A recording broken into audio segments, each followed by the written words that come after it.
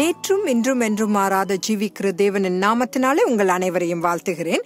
இன்று வேதாகமத்தின் 3 வகையான உயிர்த்தெழுதலை குறித்து நாம் தியானிக்கலாம். வேதாகமத்தில் 3 வகையான உயிர்த்தெழுதல் உள்ளன. அவையாவன: ஆவிக்குரிய உயிர்த்தெழுதல், சரீர பிரகாரமான உயிர்த்தெழுதல், இந்த யுகத்தின் முடிவில் நடக்கவிருக்கும் உயிர்த்தெழுதல். ஆவிக்குரிய உயிர்த்தெழுதலுடன் ஆரம்பிப்போம். மனித சரீரத்துக்குள்ளே இருக்கிற மனுஷ ஆவியானது பரிசுத்த ஆவியினாலே உயிர்ப்பிக்கப்பட்டு இப்பொழுது மறுபடியும் பிறக்கிறது அல்லது ஜீவனை பெறுகிறது. இதை யோவான் 3வது அதிகாரம் 1-5 வசனங்களில் வாசிக்கிறோம்.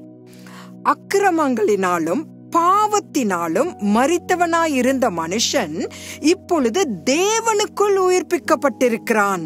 எபேசியர் 2வது அதிகாரம் 1-6 வசனத்தில் நீங்கள் இதை படிக்கலாம். நாம் எடுக்கும் முழுக்க ஞானஸ்தானம் நமது புதிய நிலைக்கு ஒரு சாட்சியாகும். இரண்டாவதாக, சரீர பிரகாரமான உயிர்த்தெழுதலுக்கு செல்வோம். தேவகுமாரனுடைய சுவிசேஷத்தின் நம்பிக்கையும் மகிமையும் வாக்குறுதியும் சரீரத்தின் உயிர்த்தெழுதல் ஆகும். 2 கொரிந்தியர் 5வது அதிகாரம் 4வது வசனம். மூன்றாவதாக, இந்த யுகத்தின் முடிவில் உள்ள உயிர்த்தெழுதலுக்கு செல்வோம். யோவான் 5வது அதிகாரம் 28-29 வசனங்களில் 2 வகையான உயிர்த்தெழுதல் உள்ளன: நித்திய வாழ்வு, நித்திய மரணம் அல்லது நியாய தீர்ப்பு. இப்போது நித்திய வாழ்வுக்கேற்ற உயிர்த்தெழுதலை குறித்து நாம் காணலாம். 1 கொரிந்தியர் 15வது அதிகாரம் 22-23 வசனங்களில் கிறிஸ்துவுக்குள் எல்லாரும் உயிர்ப்பிக்கப்படுவார்கள், அவனவன் தன் தன் வரிசையிலே உயிர்ப்பிக்கப்படுவான். முதற்பலனானவர் கிறிஸ்து, பின்பு அவர் வருகையில் அவருடையவர்கள் உயிர்ப்பிக்கப்படுவார்கள் என்று நமக்கு சொல்லுகிறது. 1 தெசலோனிக்கேயர் 4வது அதிகாரம் 14-17 கிறிஸ்துவுக்குள் மரித்தவர்கள் அவரை சந்திக்க எழும்புவார்கள் என்று போதிக்கிறது. பின்பு உயிரோடிருக்கும் நாமும் கர்த்தருக்கு எதிர்கொண்டு போக மேகங்கள் மேல் அவர்களோட கூட ஆகாயத்தில் எடுத்துக் கொள்ளப்படுவோம் என்று எழுதப்பட்டிருக்கிறது. 1 கொரிந்தியர் 15வது அதிகாரம் 50-53 மற்றும் பிலிப்பியர் 3வது அதிகாரம் 20-21 வசனங்களில் ஒரு இம்மை பொழுதிலே நாம் எல்லாரும் மறுரூபமாக்கப்படுவோம் என்று அறிவுறுத்துகின்றன. மரணம் அல்லது நியாயத்திற்கான உயிர்த்தெழுதலை புரிந்து கொள்ள நரகம் என்ற தமிழில் மொழிபெயர்க்கப்பட்ட கிரேக்க வார்த்தையின் 3 அர்த்தங்களையும் நாம் அறிந்திருக்க வேண்டும். ஏனென்றால் அவை 3ம் வெவ்வேறு இடங்களை குறிக்கின்றன. முதலாவது கெஹனா, எருசலேமின் தெற்கில் உள்ள இன்னோம் பள்ளத்தாக்கிலிருந்து இது அதன் பெயரை பெற்றது.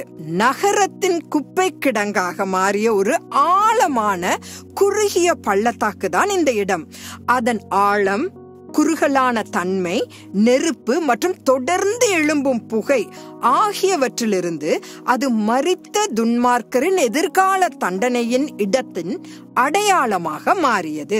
வெளிப்படுத்தல் 19வது அதிகாரம் 20 கந்தகம் எரிகிற அக்கினி கடல் என்று இவ்விடம் அழைக்கப்படுகிறது. இரண்டாவதாக ஹேடிஸ், காணாதது என்று பொருள் கொண்ட இந்த வார்த்தையானது ஒரு மொழிபெயர்ப்பு அல்ல.